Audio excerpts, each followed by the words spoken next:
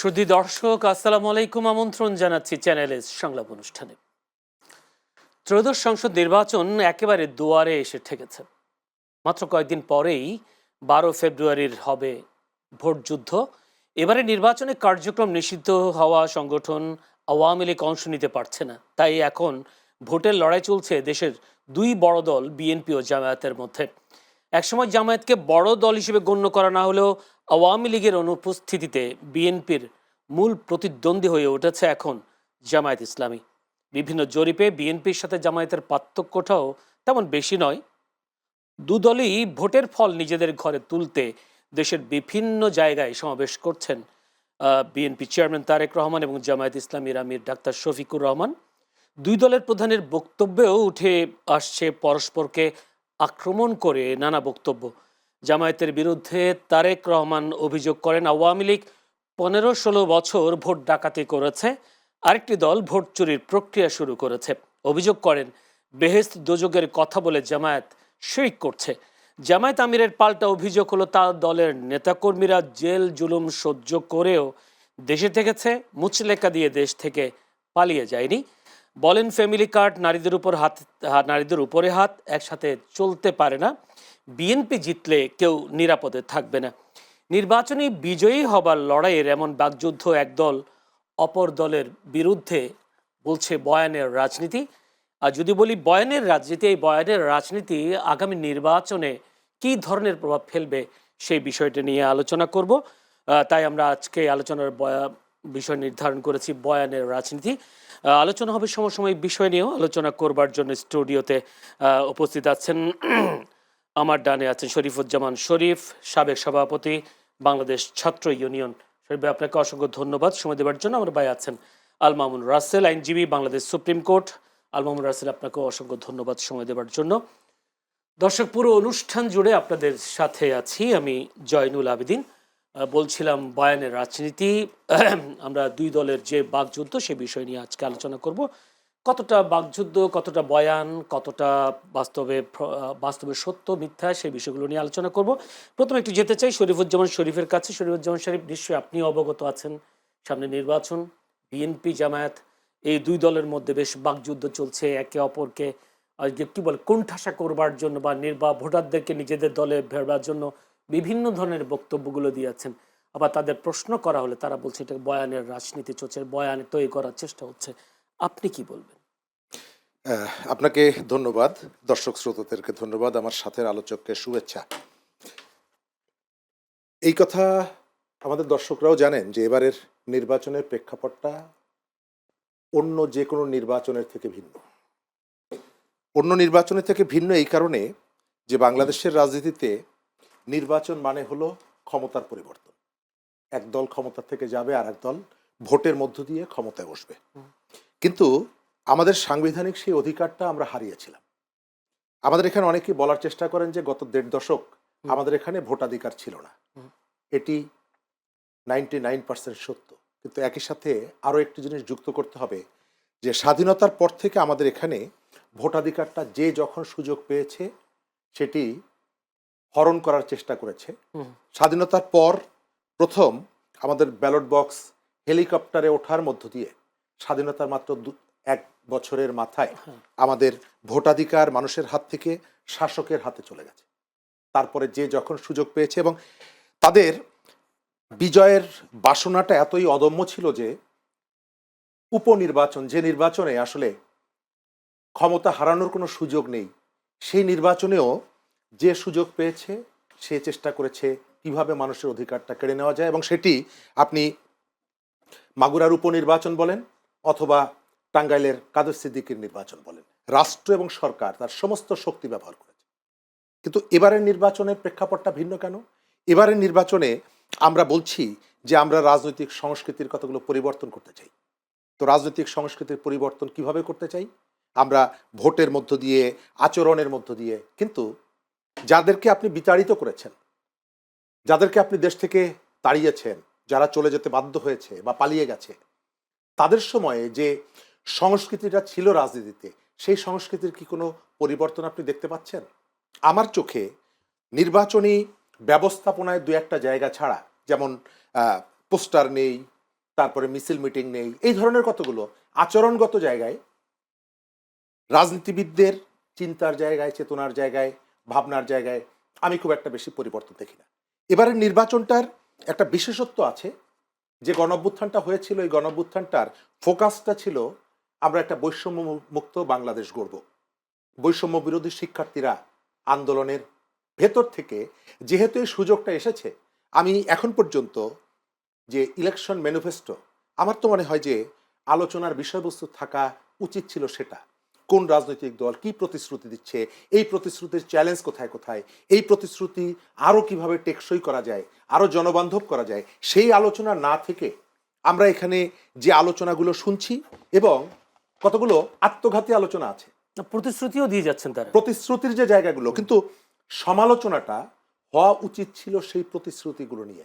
কিন্তু কোথাও কোথাও দেখা সে যাচ্ছে প্রতিশ্রুতির আলোচনা করতে গিয়ে একে অপরকে অ্যাটাক করছে কি, অ্যাটাক করছে, কাদা ছুটছে, ইটপাটকেল ছুটছে, এবং একটা পর্যায়ে গিয়ে সংঘাত সংঘর্ষ শুরু হয়ে গেছে, খোঁজ শুরু হয়ে গেছে already। ইতিমধ্যে শুরু হয়ে গেছে। এবং বিভিন্ন জায়গায় যদিও সরকারের পক্ষ থেকে কতগুলো স্ট্যান্ড নিয়ে রেখেছে সরকার, যেমন গত পরশুদিন শুনলাম যে নির্বাচন ঘিরে যা কিছু হবে এটা দায়িত্ব আওয়ামী লীগের, কিন্তু গত পরশুদিন জামাতের পক্ষ থেকে কতগুলো অভিযোগ তোলা হয়েছে ইলেকশন কমিশনের কাছে, যেখানে তারা বলছে যে তাদের নেতাকর্মীরা বিভিন্ন জায়গায় বিএনপির দ্বারা তারা আক্রান্ত হচ্ছেন। তো সরকার কি করবে আমরা জানি না। সরকারের প্রতি তার যে বডি ল্যাঙ্গুয়েজ, তার যে রাষ্ট্র পরিচালনা 1 বছরে যে অদক্ষতা, কোথাও কোথাও পক্ষপাতিত্ব, এইগুলো মিলিয়ে মানে এগুলো আমার ফুটে উঠছে।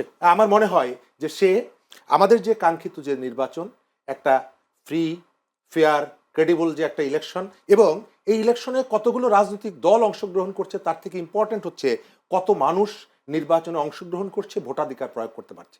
আমি এখন পর্যন্ত সেটা নিয়ে যেটা কোনো দেখি, শঙ্কা আছে নাকি? আমার মধ্যে প্রচুর শঙ্কা আছে। আপনি যখন ভোটার আমাকে যাবে না। সময় দিবেন, ভোটার যাবে না আমি সেটি বলছি না, ভোটারের মধ্যে যে ধরনের শঙ্কা সংশয়গুলো তৈরি হচ্ছে, এবং এই সংশয়গুলো কমিয়ে আনার ক্ষেত্রে, নিরসন করার ক্ষেত্রে সরকারের যে পদক্ষেপগুলো থাকা দরকার সে ছিল, পদক্ষেপের দুর্বলতা যে দেখছি। নিরপেক্ষতা নিয়ে নির্বাচনটা কন্ডাক্ট করার সুযোগ ইলেকশন কমিশনকে দেওয়া দরকার ছিল, সেই জায়গায় আমি যথেষ্ট ব্যত্যয় লক্ষ্য করছি।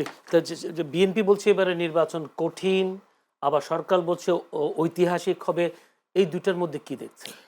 প্রথমত বিএনপি তার দীর্ঘদিনের যারা রাষ্ট্র পরিচালনায়, রাজপথের আন্দোলনে, সরকারে একসঙ্গে যাদের সঙ্গে ছিলেন, তারা এবার দুজনার দুটি পথ ও দুটি দিকে গেছে বেঁকে, এবং শুধুমাত্র বেঁকেই যায়নি, দুইজন দুইজনকে কঠিনভাবে পরস্পরকে চ্যালেঞ্জ করছে। সুতরাং এটি হয়তো বিএনপি এই রকমের পরিস্থিতিতে অভ্যস্ত ছিল না। এতদিন কিন্তু তারা একসঙ্গে লড়াই করেছে, জীবন থেকে শুরু করে প্রত্যেকটি জায়গায় একসঙ্গে ছিল। আজকে তারা পরস্পরের প্রতিপক্ষ, এবং অভিযোগগুলো গত বছর বা এর আগের নির্বাচনে বিএনপি 18 যে নির্বাচনটায়, আমি সেই নির্বাচনে আমি নিজেও একজন প্রার্থী ছিলাম, যে অভিযোগগুলো তোলা হয়েছে ঠিক একই অভিযোগ এখন আমরা দেখছি বিএনপি জামাতের বিরুদ্ধে তুলেছে, জামাত বিএনপির বিরুদ্ধে তুলেছে। আমি আসবো সেই বিষয়গুলো নিয়ে। জনাব আলা মামুন রাসেল, বয়ানের রাজনীতির কথা বলা হচ্ছে, জামায়াত বিএনপি, বিএনপি জামায়াতের বিরুদ্ধে। এখন যদি আমি এভাবে বলি, ঢাকা বিশ্ববিদ্যালয়ের কেন্দ্রীয় ছাত্র সংসদ ডাকসু মাদকের আড্ডাখানা ও বিশ্বাখানা ছিল বলে মন্তব্য করেছেন বরগুনা জেলা জামায়াত ইসলামীর সহকারী সেক্রেটারি জেনারেল মোহাম্মদ শামীম আহসান। সেটাও কি বয়ান কিনা, যদি বিএনপির পক্ষ থেকে কেউ যদি বলে? জি, অসংখ্য ধন্যবাদ জনাব আমাকে চমৎকার প্রশ্ন অন্তর্ভুক্ত করার জন্য। সাথে আপনাদের চ্যানেল এসের প্রতিষ্ঠাবার্ষিকী গিয়েছে, সেজন্য শুভেচ্ছা জানাচ্ছি। সাথে আমার সহ প্যানেলিস্ট শরীফ ভাইকেও ধন্যবাদ, এবং চ্যানেল এসের যারা দর্শক আছে তাদেরকে অগ্রিম শুভেচ্ছা জানাচ্ছি।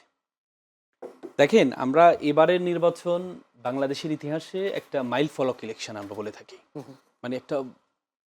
মানে এবার যারা জীবন দিয়েছে তারা তো কোনো রাজনৈতিক ব্যানারে জীবন দেয় নাই, বা কোনো দলকে ক্ষমতা আনার জন্য কিন্তু জীবন দেয় নাই। তারা জীবন দিয়েছে কেন? দেশকে সুন্দর করার জন্য। যখন দেখেছে যে বিভিন্ন তাদেরকে রাজাকারের বাচ্চা এই সেই ন্যারেটিভ নিয়ে এসে যেখানে বৈষম্যের এগেনিস্টে তারা দাঁড়িয়েছে, 1500 জীবন দিয়েছে, 20-30 হাজার আহত পঙ্গুত্ব বরণ করেছে, তারা কোনো দলকে জিতানোর জন্য না, বাংলাদেশকে জিতানোর জন্য।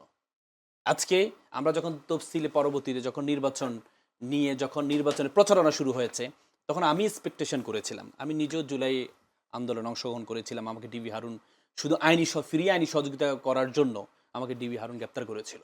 আমরা কেন একটা স্বৈর শাসকের এগেনিস্টে দাঁড়িয়ে কেন কথা বলেছিলাম? আমরা কথা বলেছিলাম আমাদের আগামীর বাংলাদেশটা বৈষম্যহীন একটা বাংলাদেশ হয়, আমাদের আগামী বাংলাদেশে যে অতীতের যে ব্লেম গেম এতদিন হয়েছে সেটা যেন না হয়। কিন্তু আমরা প্রচারণার প্রথম দিন আমাকে খুব হতাশ করেছে। তারেক রহমান সাহেবকে ওনার মায়ের জানাজার সময় উনি যখন মাত্র 55 সেকেন্ডের বক্তব্য দিয়েছে, আমি খুব মুগ্ধ হয়েছি। ওনার বিভিন্ন বক্তব্যগুলো আমাকে খুব মুগ্ধ করেছে। কিন্তু যখনই নির্বাচনের প্রচারণা নামলেন প্রথম দিনে আমাকে হতাশ করেছে। কোন বিষয়টা? হতাশ করেছে এই যে বস্তা পচা যে ন্যারেটিভ, যে বয়ান। যেখানে তার এই আপনার ওবায়দুল কাদের বলেছিলেন যে রানা প্লাজা জামাত শিবির ধাক্কা দিয়ে রানা প্লাজা ফেলে দিয়েছিলেন। সেখানে তারেক রহমান সাহেব বলছিলেন যে ভূমিকম্প কেন হয়েছে, জামাতের কারণ, জামাত শিবির কারণে ভূমিকম্প আসছে। উনি ওনার দলীয় কর্মীদেরকে বলছে এই তোরা গুপ্ত। উনি তো 17-18 বছর একসাথে আন্দোলন করেছে। 700-750 জনের কাদের গুম হয়েছে, প্রায় 7 লক্ষ 8 লক্ষ এই নেতাকর্মী এই কাদের মামলার আসামি হয়েছে, প্রায় 600 জন জীবন কাদের হারিয়েছে। বিএনপি নেতাকর্মীরা তো তাদের অবশ্য সব দলেরই। কিন্তু আপনি যখন সেখানে দাঁড়িয়ে সেই 17-18 বছরের ন্যারেটিভটা যখন আপনি সামনে নিয়ে আসবেন, তখন মানুষ তো হতাশ হবেই। যখনই ওই দিন পরবর্তীতে যদিও উনি বুঝতে পেরেছে, প্রথম দিনে ওনার যে ভাষ্যগুলো ছিল, পরবর্তীতে উনি চট্টগ্রামে যে গিয়ে বলেছেন না আমরা এভাবে দোষারোপ রাজনীতি থেকে আমি ফিরে, এটা আত্ম উপলব্ধি। ওনার প্রতি এক্সপেকটেশন বেশি কেন জানেন? কারণ উনি 17-18 বছর আমেরিটি সভ্য একটা দেশে ছিলেন, দেশের রাজনৈতিক সংস্কৃতিটা ভিন্ন, আমাদের দেশ থেকে ভিন্ন। কিন্তু আমরা সেই সংস্কৃতি আমরা ভেবেছিলাম যে ওই নতুনত্ব কিছু পাবো, কিন্তু আমরা নতুনত্ব কিছু পাইনি। দেখেন বয়ানটা আপনি যে প্রশ্নটা করলেন সেটা ধরে আমি আসি যে এই ডাকসুর এই বরগুনার যে যিনি বলেছেন উনি পরবর্তীতে ক্ষমা চেয়ে এনেছেন, এটা আমরা সবাই তীব্র নিন্দা জানাই। এইসব ভাষা, আমি ঢাকা বিশ্ববিদ্যালয়ের ছাত্র, তো তাহলে এটা আমার গায়েও লাগবে। কিন্তু আমরা যখন মাইক পাই, রাজনীতিবিদরা যখন মাইক পাই, তখন আমরা ভুলে যাই যে আমার সামনে কে আছে। আর এখন সোশ্যাল মিডিয়ার যুগ, আমরা এটা ভুলে যাই। আমরা সামনে যারা আছে তাদেরকে জজবা দেওয়ার জন্য, গরম করার জন্য আমরা বিভিন্ন কথা বলে ফেলি। কিন্তু এই কথাটা, এটার ইম্প্যাক্টটা কত খারাপ হতে পারে সেটা আমরা বুঝি না। এই জন্য উনি পরবর্তীতে ক্ষমা চেয়েছেন। যদি ক্ষমা না চাইতেন তাহলে এটার আমি নিজেও প্রতিবাদ করেছি। কোনো সুযোগ নেই। তারপর আপনি দেখেছেন কি আজকে সারাদিনে কি দেখেছেন? আজকে বিএনপির এক নেতা বলতেছেন যে যদি জামাতের কোনো মহিলা যদি যায় তাকে বিবস্ত্র করা হবে যদি মহিলা ভোট চাইতে চায়। এটা কেমন কথা? আপনি ভোট চাইবেন, কি নিয়ে চাইবেন? আপনি যখন ফ্যামিলি কার্ড নিয়ে ভোট চাচ্ছেন, তো কেউ তো আপনাকে বাধা প্রদান করছে না। তাহলে কেউ যদি বলে যে এরা জান্নাতের টিকিট বিক্রি করছে, কি আপনি এখনো পর্যন্ত কোনো টিকিট পেয়েছেন? আপনি এখনো পর্যন্ত কোনো টিকিটের ছবি আমরা সোশ্যাল মিডিয়াতে পেয়েছি কিন্তু যে একটা টিকিট তারা বিক্রি করছেন? একটা বিষয় তো আছে আপনাদের বিরুদ্ধে বা জামায়াতের নারী মহিলাদের মধ্যে তাদের বিরুদ্ধে একটা অভিযোগ হলো তারা বাড়ি বাড়ি গিয়ে এনআইডি নিচ্ছে, বিকাশ নাম্বার নিচ্ছেন, এবং আমরা কিছু ভিডিওতে দেখেছি তাদেরকে জিজ্ঞেস করা হচ্ছে আপনারা এনআইডি নিয়েছেন কিনা, ভাই আমরা ভুলে নিয়েছি, এরকম কথাও স্বীকার করছে। নট এ সিঙ্গেল ভিডিও আমরা এখনো পর্যন্ত পাইনি। বাট আমরা আব্দুল সালাম সীতাকুণ্ডের যে 1700 কোটি টাকা যার বিরুদ্ধে এলিগেশন, আজকে মিডিয়াতে আপনি দেখেছেন তিনি হচ্ছে নির্বাচন উপলক্ষে অগ্রিম বিকাশ নাম্বার এবং কার্ড ছাপিয়েছেন, গিফট, এটা আমরা দেখেছি। কিন্তু তারা যে মহিলারা নাম্বার চাচ্ছে, যদি নাম্বার চায়, আপনি আমাকে বলেন, যদি নাম্বার চায়, এখন কার হাতে ক্ষমতা? নির্বাচন কমিশনের হাতে ক্ষমতা। তাহলে কি আপনি কি একজন নাগরিক হিসেবে আইন হাতে নেওয়ার কোনো সুযোগ আছে? আপনার কাজ কি হবে? নির্বাচন কমিশনকে নালিশ করবে, নির্বাচন কমিশন তাদেরকে গ্রেপ্তার করবে। আপনি যে ফ্যামিলি কার্ডের নামে সারা বাংলাদেশে বিভিন্ন জায়গায় চাঁদাবাজি হচ্ছে, ফ্যামিলি কার্ডে নিয়ে বিভিন্ন কথা হচ্ছে, কে আপনাকে বাধা প্রদান করছে? কিন্তু কেউ যদি চায়, এটি হচ্ছে দেখেন, এর আগে আওয়ামী লীগ কি হইতো জানেন? জামাত শিবির বা মহিলা জামাত কোথাও কোনো প্রোগ্রাম করলে বলে যে দেশ বিরোধী ষড়যন্ত্র করছে, এই জন্য তাদেরকে গ্রেপ্তার করছে। সরঞ্জাম কি? ইসলামিক বই। সরঞ্জাম কি? কোরআন হাদিস। আর এখন নতুন ন্যারেটিভ তৈরি করেছে, আপনি ভোট চাইতে যাইবেন, আপনি ভোট, প্রত্যেকের ক্ষমতা আছে। আপনি দেখেন, আমি একটা ব্যাখ্যা আপনাকে একটু দিই। আপনি যখন ফ্যামিলি কার্ডটা দিচ্ছেন, ফ্যামিলি কার্ডের এগেইনস্টে কি দিবেন? টাকা দিবেন। তার মানে কি রিজিকের মালিক কে? রাজ্জাক। তার মানে আপনি তার রিজিকটা দিবেন ভবিষ্যতে। এটা এই জিনিসটা যদি আমরা এভাবে ব্যাখ্যা করি, এটাও তো আপনি রিজিকের মালিক যদি রাজ্জাক হয়, আপনি তার রিজিক দেওয়ার জন্য আপনি তাকে অগ্রিম কার্ড দিচ্ছেন। এই ন্যারেটিভ আমরা বিশ্বাস করি না। জান্নাত আমি জান্নাত দিব, এভাবে কি বলেছে? আমি জান্নাত দিব বলেছে যে আপনি যদি ভালো কাজ করেন, আপনি যদি সৎ মানুষকে ভোট দেন, আপনি যদি যারা আল্লাহর আইনের জন্য কাজ করে তাদেরকে ভোট দেন, তাহলে আপনি জান্নাত পাবেন। এই জান্নাত পাওয়া একটা জিনিস আর জান্নাত দেওয়া একটা জিনিস, দুইটার মধ্যে পার্থক্য আছে। কেউ কি বলেছে আমি জান্নাত দিব? বারবার বলা হচ্ছে শিরক করছে। শিরক মানে কি? আল্লাহর সাথে শিরক করা, যে আমি নিজে জান্নাত দিব। আরেকটা হচ্ছে আপনি কাজ করলে, যেমন আমাদের আলেমরা কি বলে, আপনি 5 ওয়াক্ত নামাজ পড়েন, আপনি রোজা রাখেন, তাহলে আপনি জান্নাত পাবেন, বলে না? তার মানে কি সে কি জান্নাতে টিকিট বিক্রি করছে? আল্লাহ তো সরাসরি কোরআনে বলেছেন। আল্লাহ তাআলা কোরআনে একটা আয়াতকে আমি বলে শেষ করছি জানিল ভাই। কোরআনে একটা আয়াত আছে যে ইন্নাল্লাহা ইশতারা মিনাল মুমিনিনা আনফুসাহুম ওয়া আমওয়ালাহুম বিআন্না লাহুমুল জান্নাহ। আল্লাহ বলছে তুমি দুইটা জিনিস দাও, জান এবং মাল দাও, তাহলে আমি তোমাকে জান্নাত বিক্রি করে দিব। আল্লাহ বলেছেন যারা বিআন্না লাহুমুল জান্নাহ, মানে জান্নাত তোমার কাছে আমি বিক্রি করব। দুইটা জিনিসের বিনিময়, একটা হচ্ছে জান আর একটা হচ্ছে মাল। যারা জামাত শিবির করে তারা প্রত্যেকে মনে করে যে আমি জামাত, দেখেন একমাত্র বাংলাদেশে একমাত্র দল যে দলে নিজের পকেট থেকে টাকা দিয়ে 5% টাকা দিয়ে জামাত ইসলাম করতে হয়। কেন করে? পাওয়ার জন্য না, সে পাওয়ার জন্য, সে চিন্তাই করে জান্নাত পাওয়ার জন্য। যে যার কাজে জান্নাত, কিন্তু যার কাজ হচ্ছে ন্যাশনালিজম, সে যখন জান্নাতের, আপনি বিভিন্ন জায়গায় বক্তব্য শুনেছেন যে জিয়াউর রহমান নাম নিলে আপনি জান্নাত নিশ্চিত। বিভিন্ন জায়গায় বক্তব্য শুনেছেন, আপনি বিভিন্ন জায়গায় বক্তব্য, জামাতকে ভোট দিলে জাহান্নাম নিশ্চিত, এটাও শুনেছেন। এটা যদি অপরাধ না হয়, এটা কিভাবে বিএনপির কেউ অপরাধ? থাকলে হয়তো কথাগুলো জবাব দিতে পারতো। আমি একটু যেতে চাই শরীফুল ইসলাম শরীফ। জামায়াত বলা হচ্ছে 31 জানুয়ারি সোহরাওয়ার্দী উদ্যানে প্রথম একটা নারী সমাবেশ করতে যাচ্ছে। তাদের বলা হচ্ছে তাদের বিরুদ্ধে একটা অভিযোগও আছে, তারা নারী কোনো প্রার্থী 300 আসনের মধ্যে দেয়নি, কিন্তু তারা আবার নারীদেরকে সামনে নিয়ে আসার চেষ্টা করছে। জামায়াত সোহরাওয়ার্দী উদ্যানে 31 জানুয়ারি নারী সমাবেশ করবে। এই নারী সমাবেশ করার পেছনে কোনো কারণ দেখেন কিনা, বা এই নারী সমাবেশের মাধ্যমে কোনো মেসেজ দিতে চাই কিনা জামায়াত? ধন্যবাদ।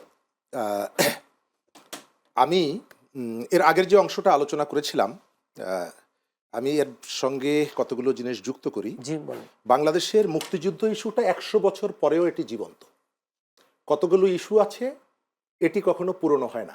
একটা দেশের জন্ম, একটা দেশের জন্মের সাথে যারা বীরত্বপূর্ণ ভূমিকা পালন করেছে তাদেরকেও যেমনিভাবে ইতিহাস শ্রদ্ধার সাথে স্মরণ করবে, যারা সেটি চায়নি তাদেরকেও ইতিহাস সেইভাবে নিন্দা করবে।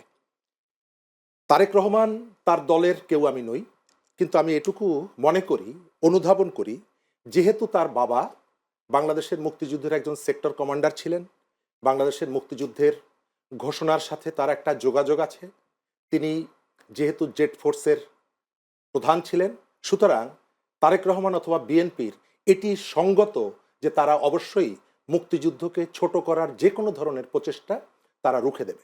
এবং বাংলাদেশে শেখ হাসিনা তার সমস্ত মুক্তিযুদ্ধকে ছোট দুষ্কর্মকে, করার জন্য কেউ যে কোনো প্রচেষ্টা কেউ চেষ্টা দেখছেন কিনা কারো? কেউ যদি করে সেটিকে রুখে দেবে, আমি সেটি বলছি। বাংলাদেশের মুক্তিযুদ্ধকে শেখ হাসিনা ব্যবহার করত, এটিকে সে সমস্ত দুষ্কর্মের ত্রিপল হিসাবে ব্যবহার করত। তার মানে এই না যে এখানে তারামন বিবির আত্মত্যাগ এটি ব্যর্থ, মিথ্যা হয়ে যায়। তার মানে এই না যে এখানকার শহীদদের আত্মত্যাগ ব্যর্থ হয়ে যায়। সেকেন্ড জায়গাটা হচ্ছে অভিযোগ পাল্টা অভিযোগ, যে যেভাবে পারছে সে সেভাবে এটিকে ব্যবহার করছে। আপনি আমাদের এখানে আমরা ইতিহাসটাকে গ্রহণ করছি কাট এবং পেস্ট করে। আমি বলছি যে 111-এর যে সরকারটা, সেই সরকারটা শেখ হাসিনাকে ক্ষমতায় বসানোর জন্য এসেছিল। আবার বলছি তারেক রহমান মুসলেকা দিয়ে দেশ থেকে পালিয়ে গিয়েছিল। আমার প্রথম বলা উচিত যে একটা সরকার, সে সামরিক হোক বেসামরিক হোক, সে কোনো পলিটিশিয়ানকে জোর করে মুসলেকা আদায় করতে পারে কিনা। যদি আমি বলি এবং এটিকে যদি আমি এস্টাবলিশ করার চেষ্টা করি যে তারেক রহমান পালিয়ে গিয়েছিল মুসলেকা দিয়ে, তাহলে কোনো না কোনোভাবে আমি ওই 111-এর মাইনাস পলিটিক্সের যারা এখানে ইন্ট্রোডিউস করতে চেয়েছিল তাদেরকে আমি সাপোর্ট করছি। আবার এটাও সত্যি যে যারা তর্কগুলো করছে, আপনি কিন্তু মাঝে মধ্যে তাদের মধ্যে ইউনিটিও দেখবেন। গত কয়েকদিন আগে আমরা দেখলাম দুটো পক্ষই একসাথে বসলেন গুলশানে এবং তারপরে বললেন নির্বাচনের পরে আমরা একসাথে সরকার পরিচালনা করব। তাহলে যারা এই যে চাঁদাবাজির সাথে জড়িত, যারা টেম্পো স্ট্যান্ড দখল করছে, যারা এটা করছে সেইটা করছে, আমি একজন ভোটার হিসাবে আপনাকে জিজ্ঞেস করব যে আমি আপনাকে ভোট দেওয়ার আগে আমি আপনাকে ভোট দিব, কিন্তু তার আগে আপনি কেন এই চাঁদাবাজকে, এই টেম্পো স্ট্যান্ড দখলকারীকে, এই মাস্তানদেরকে, এই খুনিদেরকে আপনি কেন গিয়ে আমার ভোট নেওয়ার আগে তার সাথে ইউনিটির প্রস্তাবটা দিলেন? শরীফুজ্জামান শরীফ, ছোট্ট করে যদি বলেন তারপর আমি যাবো আল মামুন রাসেলের কাছে। সেটা হচ্ছে আহ, সম্ভবত আজকেই জামায়াত ইসলামী আমির ডাক্তার শফিকুর রহমান বলেছেন, মা বোনদের সম্মানে যেখানে হাত দেওয়া হবে সেখানে প্রতিরোধ গড়ার আহ্বান জানিয়েছেন। মা বোনদের নিরাপত্তা, সম্মান, মর্যাদা সবার আগে। তিনি বলেন ক্ষমতায় গেলে সিন্ডিকেটের হাত গুড়িয়ে দেওয়া হবে, চাঁদাবাজি করতে দেওয়া হবে না। এবং তিনি বলেছেন, মানে অনেকটা হাত গুড়িয়ে দেওয়া কথা বলেছেন। আপনি কি দেখেন কি আগামী নির্বাচনগুলো, আরো নির্বাচনী দিনগুলো সহিংস হওয়ার সম্ভাবনা দেখেন কিনা ধন্যবাদ। এসব আমি বক্তব্যগুলো? আপনাকে মনে করিয়ে দিই, এই যে নারীদের উপরে জামাতের যে নারী সমাবেশের যে আয়োজনটা, রাজনৈতিক দলগুলো নির্বাচন ঘিরে নানা রকমের সাংগঠনিক তৎপরতা চালাবে, এটা স্বাভাবিক, এবং প্রত্যেকেই চেষ্টা করবে তার জনসমর্থনের বিষয়টি ভোটারদের সামনে তুলে ধরার জন্য, এবং প্রতিযোগিতাটা থাকবে, এটি আমাদের প্রত্যাশা। আমরা একটা ম্রিয়মাণ নির্বাচন চাই না, আমরা একটা জমজমাট প্রচারণা চাই, আমরা একটা একেবারে ফ্রুটফুল একটা উৎসবের আমেজে নির্বাচন চাই। কিন্তু একই সাথে আমি আপনাকে মনে করিয়ে দিব যে এই যে নারীদের আক্রান্ত করার বিষয়টি, এটি একটা শাস্তিযোগ্য অপরাধ। ইলেকশন কমিশন এই জায়গাটায় তার উপরে অর্পিত দায়িত্ব কি সে পালন করছে না। এবং আজকে কোনোভাবেই আপনি নারীর উপরে আক্রমণ করা, তাকে আটকে রাখা, তাকে ভোট চাইতে এলে পুলিশে খবর দেওয়া, এগুলো কোনোভাবেই সমর্থন করার বিষয় না। একই সঙ্গে মনে করিয়ে দিচ্ছি, মে মাসের সম্ভবত 30 তারিখে জামাত ইসলামের আমির একটা সোশ্যাল মিডিয়ায় একটা স্ট্যাটাস দিয়েছিলেন। চট্টগ্রামের শহীদ মিনারে ছাত্রদের একটা মিছিলে একজন নারীকে লাথি মারার পর যে রিপারকেশনটা হয়েছিল, তিনি সেই ঘটনায় তার কর্মীদেরকে সংযত আচরণ করার কথা বলেছিলেন। কিন্তু দুর্ভাগ্য হলো, সেই ঘটনার মাত্র একদিন পরে যিনি এই ঘটনার জন্য অভিযুক্ত হয়েছিলেন তিনি জামিন পেয়ে গিয়েছিলেন, এবং তার গলায় মালা দিয়ে তাকে এক ধরনের রাজসিক সম্বর্ধনা দেওয়া হয়েছিল। আমরা আজকে বাড়িতে ভোট চাওয়ার জন্য যে ঘোষণা দিচ্ছি, বাড়িতে ভোট চাইতে নারীরা এলে পুলিশকে খবর দিব, পুলিশে ধরিয়ে দিব, এই যে খারাপ কাজটি, আমরা যদি ওই ঘটনার পর থেকে প্রতিবাদটা জারি রাখতাম, সোশ্যাল মিডিয়ায় নারী দেখলেই তাকে অশ্রাব্য ভাষায় পরিচয় গোপন রেখে গালাগালি করা যদি আমরা বন্ধ করতাম, নারীকে একেবারে ভোগের সামগ্রী হিসাবে তুলে ধরার যে প্রবণতা সোশ্যাল মিডিয়ায় দেখছেন, এটি যদি পরিবর্তন হতো, তাহলে আমার মনে হয় আজকের এই ঘটনাগুলো যারা ঘটাচ্ছে তারা সেই সাহসটা পেতে, মানে সে পুনরাবৃত্তি হতো না। ধন্যবাদ আপনাকে জনাব আল মামুন রাসেল। কয়েকটা প্রশ্ন রয়ে গেছে। সেটা হচ্ছে, প্রথম যেদিন অভিযোগ করেছেন শরীফুজ্জামান শরীফ, জামায়াত ইসলামের আমির তারেক রহমানের সাথে যোগাযোগ করে বলেছেন নির্বাচনের পরে বসবেন কীভাবে একটা ইউনিটির সাথে দেশ চালানো যায়।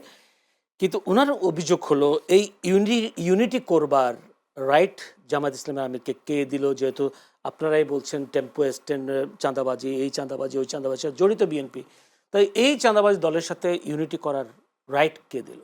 আসলে আমরা তো ইউনিটি জিনিসটাই বুঝি না। ইউনিটি মানে কি? ইউনিটি মানে না যে শেখ হাসিনা যেটা করেছিল, যে জাতীয় পার্টিকে বলেছে তোমাকে 13-12টা সিট দিব, এরপর তোমাকে 2টা মন্ত্রিত্ব দিব, মানে এই নির্বাচনের আগেই বলে দেওয়া।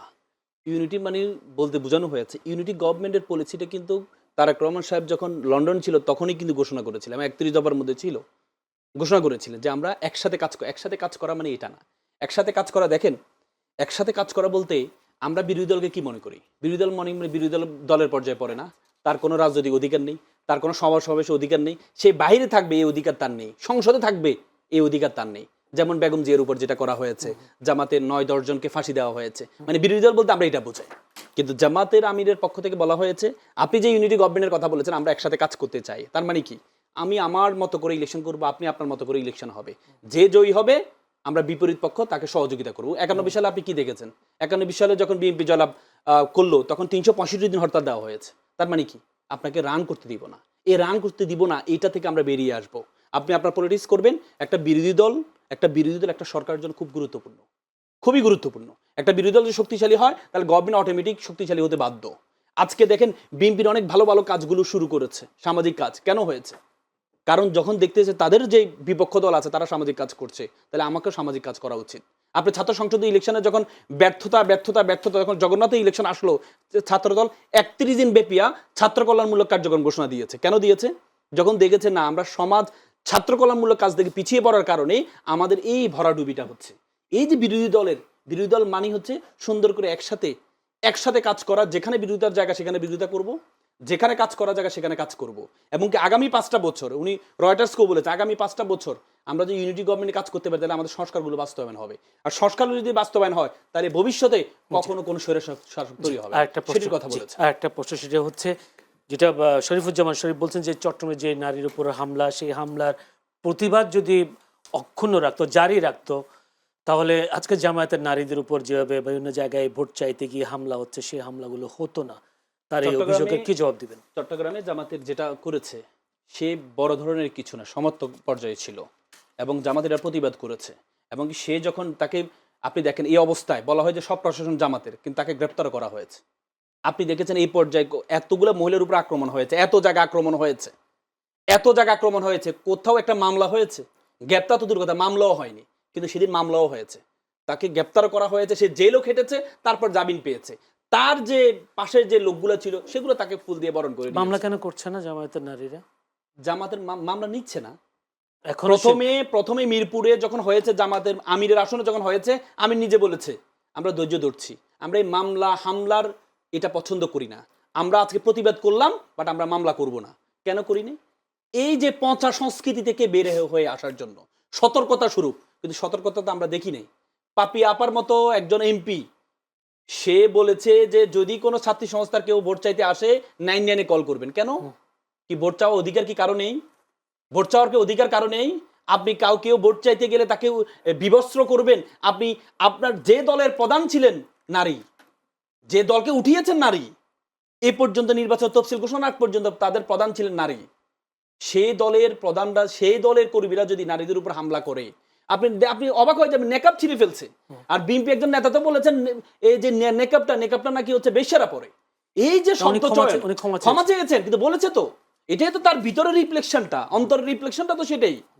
উনি তো অন্তরে লালন করে ধারণ করে পরবর্তীতে যদি ক্ষমা চেয়েছেন, কিন্তু অন্তরে তো লালন করে এটা যে এই নিকাব পরা যাবে না, এটা বেশ্যারা পরে, ছিঁড়ে ফেলতে হবে, খুলে ফেলতে হবে। এটা কেন? কোন বাংলাদেশ এটা? এটার জন্য কি আমাদের 1500-1600 জীবন দিয়েছে? এটার জন্য তো দেয় নাই। এটা খুবই দুঃখজনক ব্যাপার আমাদের দেশে। আমার কাছে মনে হয় সময় বেশি কম, আমি একটা প্রশ্ন করে রাখি, সেটা হচ্ছে মাহমুদ রাসেল, ওয়াশিংটন পোস্টে একটা রিপোর্ট বেরিয়েছে, সেখানে বলা হচ্ছে যে বাংলাদেশের নিযুক্ত মানকির রাষ্ট্রদূতের বা মানকির কোনো কূটনীতিক সাংবাদিকদের সাথে আলোচনার এক পর্যায়ে বলেছেন নিষিদ্ধ জামায়াতের সঙ্গে, একসময় তারা নিষিদ্ধ বলতো, জামায়াতের সাথে বন্ধুত্ব করতে চায় যুক্তরাষ্ট্র, এবং তারা বলছে একটা বাংলাদেশের নারী সাংবাদিকদের সঙ্গে এক রুদ্ধতার বৈঠক যেটা ফাঁস হয়েছে। আগামী 12 ফেব্রুয়ারি জাতীয় সংসদ নির্বাচন জামায়াত ইসলামী আগের চেয়ে ভালো করবে, এবং তিনি বলেছে, ওই কূটনীতিক বলেন, আমরা চাই তারা আমাদের বন্ধু হোক। আমার প্রশ্ন হচ্ছে জামায়াত বা আমাদের এখন যে আন্দোলনগুলো চলছে সবাই আধিপত্যবাদ বিরোধী আন্দোলনের কথা বারবার সবার মুখে ফুটে উঠছে।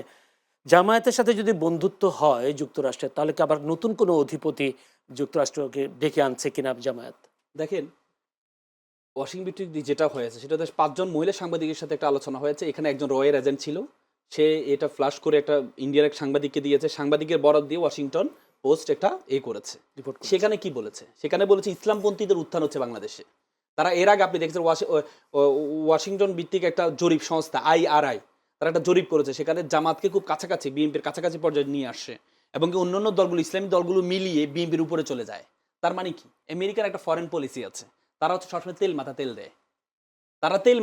তারা চিন্তা করলো যেহেতু হচ্ছে আপকামিং দুইটা শক্তি, একটা হচ্ছে বিএনপি আর একটা হচ্ছে জামাত। আপনি দেখেছেন বর্তমানে বাংলা এই অঞ্চলে দুইটা শক্তি, একটা হচ্ছে ইন্ডিয়ান বলয় আর একটা হচ্ছে আমেরিকান বলয়। ইন্ডিয়ান বলয় যেহেতু বিএনপিকে আমরা অনেকভাবে বিএনপির যে বিভিন্ন মিডিয়ার মাধ্যমে আমরা বুঝতে পেরেছি, অনেকটা ধারণা করা যায় বিএনপি ইন্ডিয়ান বলয়ের মধ্যে ঢুকে গেছে। কারণ আনন্দবাজার যে পত্রিকা বলেছে যে 17-18 দিন আগে তার হাতে ছিল না, তারেক রহমান সাহেবের আশা তার হাতে ছিল না। 17-18 মধ্যে কি হয়েছে? তার মানে তারা দিল্লি এবং মুক্তিযুদ্ধকে ওন করে তারেক রহমান আসছে হচ্ছে কোথায়? মুক্তিযুদ্ধকে ওন করা তো খারাপ না, না অবশ্য খারাপ না, কিন্তু আপনি দিল্লিকে ওন করা মানে কি? আপনাকে দিল্লিকে ওন উনি করে তো আবার তার এবং বক্তব্যে কি বলছে দিল্লি নয়, পিন্ডি নয়, এবং কি এটার সবার আগে প্রতিবাদ, বাংলাদেশ। এটা যদি আমরা বলতাম যে এটার প্রতিবাদ যদি বিএনপি থেকে করা হইতো, তাহলে আমরা মেনে নিতাম যে আমরা বিএনপি এই ভারতের বলয় আমরা ঢুকি নাই। কি এরপরে ইন্ডিয়ান টুডে বলেছে it's good news for India, Tarek Rahman আসছে, এটা it's good news for Bangladesh হওয়ার কথা, কিন্তু ইন্ডিয়া হয়েছে। তার মানে একটা বলয় ঢুকিয়েছে ইন্ডিয়ার বলয়। সেখানে যেহেতু আমেরিকান বলয়, তারা চাচ্ছে, অফার দিয়েছে, জামাত অফার দেয় না যে আমাদেরকে কাছে টেনে নেন, তারা অফার দিচ্ছে যে আমরা ইসলামপন্থীদের সাথে কাজ করতে চাই। এখানে শুধু জামাতকে মেনশন করে নাই, সেখানে হেফাজতকেও মেনশন করা হয়েছে, ইসলামী দলগুলোকে মেনশন করা হয়েছে। তার মানে ইসলামী দলগুলোর যে উত্থান, এই উত্থান তারা, এবং সেখানে ওই রেকর্ডে আপনি শুনেছেন কিনা, বলেছে যে যদি আমরা না এদেরকে না করি তাহলে রাশিয়ার বলয়ে তারা ঢুকে যাবে। তার মানে কি ইন্ডিয়ার বলয়ে ঢুকে যাবে। তাদের এই বক্তব্য তো একটি রিপোর্টে এটা এভাবে বলেছে, আগামী 12 ফেব্রুয়ারি জাতীয় সংসদ নির্বাচন জামায়াত ইসলামী আগের চেয়ে ভালো করবে, নাম ধরে বলেছে। তারা তো তার আগে আইআরআই এর মাধ্যমে তারা বুঝতে পেরেছে। জি। আমি তো বলেছি যে তারা হচ্ছে সবসময় তেল মাথায় তেল দে। আপনি দেখেন, মনে রাখবেন হচ্ছে আন্তর্জাতিক একটা পলিসি হচ্ছে শত্রু আমার বন্ধু। মানে তেলের মধ্যে যে তেল মানে ইন্ডিয়া, জামায়াত, আপনি আমাকে জামায়াতকে- শেষ করে জড়িল, যে ইন্ডিয়া একসময় আমাদেরকে বলতো বাংলা হবে আফগান, সেই ইন্ডিয়া আফগানিস্তানের সাথে বন্ধুত্ব কেন করেছে? শত্রু আমার বন্ধু, মানে পাকিস্তান আফগানিস্তান ঝামেলা, তার মানে তুমি আমার বন্ধু। তার মানে আমেরিকা সেই পৃথিবীর যারা বাবা রাষ্ট্র আছে তাদের চিন্তা এটাই, শত্রু আমার বন্ধু। মানে ইন্ডিয়ার শত্রুকে তুমি, তো তুমি যদি ইন্ডিয়ার শত্রু হও তাহলে তুমি আমার বন্ধু হও, এটাই তো ঠিক, মানে আন্তর্জাতিক কূটনীতি। আন্তর্জাতিক কূটনীতি। জি, শরীফুজ্জামান শরীফ, এই যে যুক্তরাষ্ট্রের সাথে একটা বন্ধুত্ব করতে চায় যুক্তরাষ্ট্র ইসলামী দল বা জামায়াত ইসলামীর সাথে, যুক্তরাষ্ট্র ইসলামী দলের সাথে সখ্যতা বাড়াতে চায় কেন? জামায়াত কি তাহলে ক্ষমতার দিকে এগোচ্ছে না? ধন্যবাদ। আমি আসলে কোথা থেকে কোথায় যাব আমি খেই হারিয়ে ফেলেছি। বিএনপির মোশাররফ ঠাকুর যখন ওই যে হিজাব নিয়ে বেশ্যা শব্দটি উচ্চারণ করলেন, তারপরে ক্ষমা চাইলেন, আমরা তাকে ক্ষমা করব না, কিন্তু ডাকসুকে কেন্দ্র করে আমি বেশ্যা শব্দটি যিনি ব্যবহার করলেন আমি তাকে ক্ষমা করে দিব। কেন? কারণ হচ্ছে একটা পক্ষে যাচ্ছে, একটা বিপক্ষে যাচ্ছে। আমার যতটুকু প্রয়োজন আমি ঠিক ততটুকুই নিব, এক। দ্বিতীয়ত, এখানে আসলে সবাই চায় বড় শক্তিগুলোর সাথে এক ধরনের সম্পর্ক তৈরি করার, এবং এটি তৈরি করতে গিয়ে পেছনের অনেক কিছুই ভুলে যায়। বাংলাদেশের গত 15-20 বছরে যতগুলো রাজনৈতিক ইস্যু ছিল, তার সব থেকে বড় একটা ইস্যু ছিল যে চীন সরকার সেখানে উইঘরে মুসলমানদেরকে হত্যা করছে।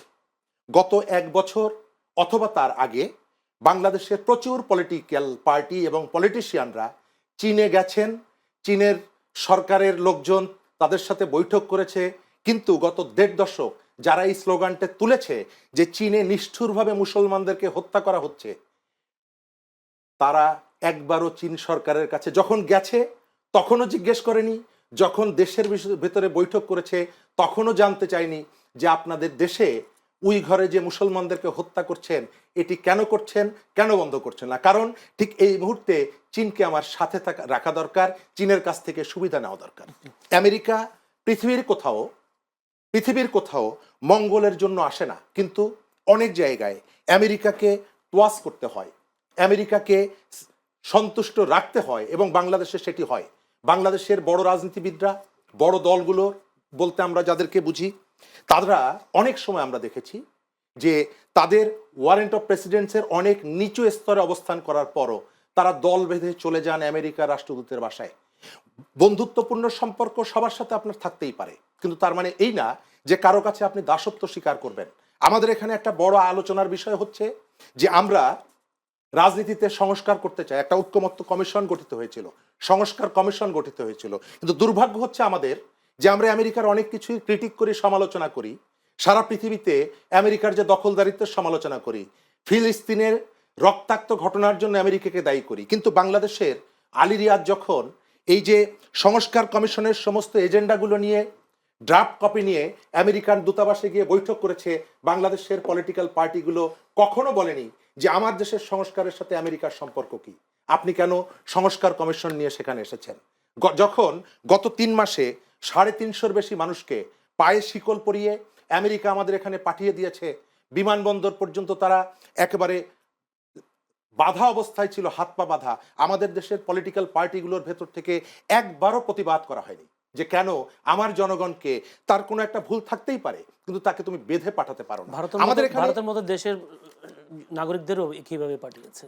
কিন্তু তারা প্রতিবাদ করেছে এই ঘটনায়, আমাদের এখান থেকে কোনো প্রতিবাদ হয়নি, বরং কোনো কোনো ক্ষেত্রে আমি ওই যেটা বললাম যে সংস্কার কমিশনের রিপোর্ট, আমি কেন সেখানে যাব, আমার এই কমিশনের রিপোর্ট নিয়ে কেন যাব। ভারতের বিষয়টা আমরা কখনোই মনে করি না যে বাংলাদেশের ভারতের সাথে সম্পর্কটা কখনোই সম্মানের ছিল না।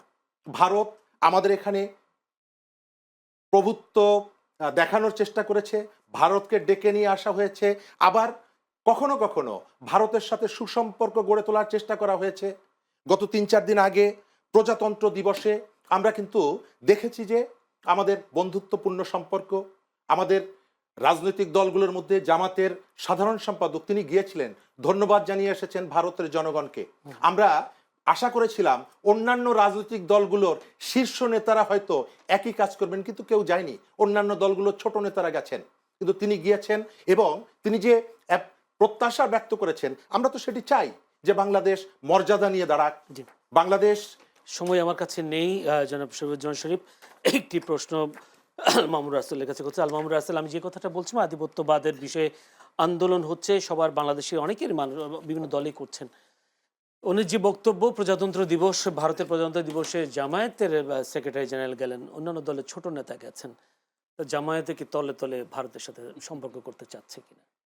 মানে ব্যাপারটা হয়ে গেছে, জামাতের পক্ষ থেকে একবারই বলা হয়েছে আমরা প্রত্যেকের সাথে, আপনি প্রতিবেশী কখনো পরিবর্তন করতে পারবেন না, আমরা প্রত্যেকের সাথে সমতার ভিত্তিতে, প্রত্যেকের সাথে সমতার ভিত্তিতে, তাদের প্রজাতন্ত্র দিবস উপলক্ষে সবাইকে ইনভাইট করা হয়েছে, যার সুযোগ হয়েছে তারা গিয়েছে। আপনি তো দেখেছেন এ পর্যন্ত সকল বড় বড় অ্যাম্বাসেডরদের সাথে মিটিং হয়েছে, কিন্তু ইন্ডিয়ার সাথে তো এখনো পর্যন্ত মিটিং হয়নি। তো সুতরাং তাদের একটা প্রোগ্রামে গিয়েছে, তার মানে এটা না যে আমি তোমার দাসত্ব মেনে নিচ্ছি। আমরা প্রত্যেকের প্রতিবেশী যা আছে সবার সাথে আমরা কি সমতার ভিত্তিতে চলতে চাই। কারণ আপনি সবাই পরিবর্তন করতে পারেন, প্রতিবেশী পরিবর্তন করতে পারবেন না, কিন্তু প্রতিবেশী তারাও সেটা মনে করতে হবে, ভারতের মনে করতে হবে যে তারা আমার প্রতিবেশী, আমি চাইলে প্রতিবেশী পরিবর্তন করতে পারবো না। আমরা এতদিন শুধু একতরফা মেনে নিয়েছি, কিন্তু আমরা চাই দুই পক্ষ থেকে, এবং কি একবারে কারোর সাথে পিঠ দেখাবো, কারোর সাথে মুখ দেখাবো না, প্রত্যেকের সাথে আমরা মুখ দেখাবো, কিন্তু সমতার ভিত্তিতে।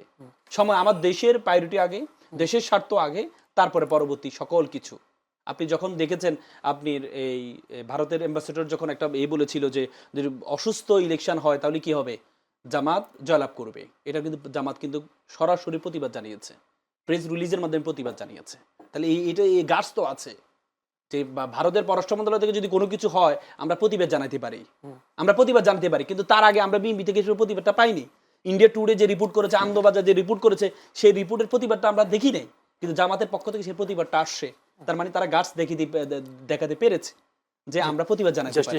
শেষ প্রশ্ন, আমার কাছে 1 মিনিট সময় আছে, আর সেটা হলো আজকে তারেক রহমান বলেছেন, বিএনপি চেয়ারম্যান বলেন মানুষের জন্য রাজনীতি করি, দেশ পরিচালনার অভিজ্ঞতা শুধু বিএনপির আছে, সমস্যার সমাধান করতে চাইলে দানের শীষের ভোট দেওয়ার বিকল্প নেই। আমার প্রশ্ন হলো, জামায়াত যদি কোনোদিন ক্ষমতায় যায় বা কোনোদিন ক্ষমতায় যায়ও নি, দেশ পরিচালনার কোনো অভিজ্ঞতাও নেই, তো জামায়াত বলছে তারা জয়ী হয়ে ক্ষমতায় যাবে, দেশ পরিচালনা করতে পারবে কি জামায়াত? মানে কেন পারবে না আপনার কাছে মনে হচ্ছে? আমি কেন পারবে না? জামাতের যে পলিসি সাবমিট আপনি দেখেছেন, তারা যে পলিসিগুলো দিয়েছে, আমরা এতদিন পর্যন্ত আই হ্যাভ এ প্ল্যান শুনেছি, কিন্তু আই হ্যাভ এ প্ল্যানের প্ল্যানগুলো কি কি আমরা কিন্তু সেটা কিন্তু শুনিনি। আমার কাছে মনে হচ্ছে আই হ্যাভ এ প্ল্যান না হয় শব্দটা হওয়ার কথা ছিল আই হ্যাড এ প্ল্যান, আমার প্ল্যান ছিল, তার মানে 31 দফা আমার প্ল্যান ছিল, ফ্যামিলি কার্ড, কিন্তু আই হ্যাভ এ প্ল্যান, জামাত বলছে I have lots of plan. তারা 26টি পলিসি সাবমিটের 26টি দেখিয়েছে কিভাবে বাংলাদেশকে গুড গভর্নেন্সের মাধ্যমে বাংলাদেশে কিভাবে দুর্নীতি বন্ধ করতে পারে, বাংলাদেশকে কিভাবে কন্টিনিউ করতে পারবে।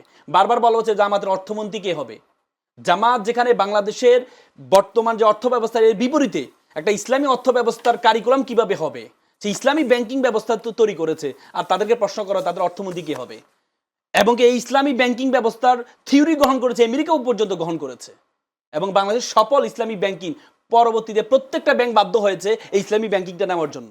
সে যারা ইসলামের নতুন অর্থ ব্যবস্থা চালু করেছে, আপনি তাদেরকে প্রশ্ন করেন তাদের অর্থমন্ত্রী কে হবে। জামাত পলিসি সাবমিটে যে পরিমাণ যে লেভেলের রিসোর্স পার্সনটা এসেছিল, দেখিয়ে দিয়েছে যে আমরা যদি দেশ চালানোর সুযোগ আমরা পাই, তাহলে আমরা গুড গভর্নেন্সের মাধ্যমে চমৎকার একটি দেশ চালাবো, সেই পলিসির মাধ্যমে তারা প্রমাণ করবে। অসংখ্য ধন্যবাদ। দর্শক, আমরা এতক্ষণ আলোচনা করছিলাম বয়ানের রাজনীতি। আলোচনায় ছিলেন আল মামুন রাসেল, আইনজীবী, বাংলাদেশ সুপ্রিম কোর্ট, আর ছিলেন শরীফুজ্জামান শরীফ, সাবেক সভাপতি, বাংলাদেশ ছাত্র ইউনিয়ন। দুজনকে অসংখ্য ধন্যবাদ আজকে এই অনুষ্ঠানে সময় দেওয়ার জন্য, আলোচনা করবার জন্য। নিশ্চয়ই আপনাদেরও ভালো লেগেছে এই প্রাণবন্ত এই আলোচনা। দর্শক, আপনারাও এই অনুষ্ঠান দেখবার জন্য আপনাদের ধৈর্য ধরে আপনাদেরও প্রাণাল অভিনন্দন, শুভেচ্ছা জানাচ্ছি। সেই সাথে আগামীকাল একই সময়ে চ্যানেল সংলাপ অনুষ্ঠান দেখার আমন্ত্রণ জানিয়ে আজকের মতো এখানে বিদায় নিচ্ছি। ভালো থাকবেন সবাই।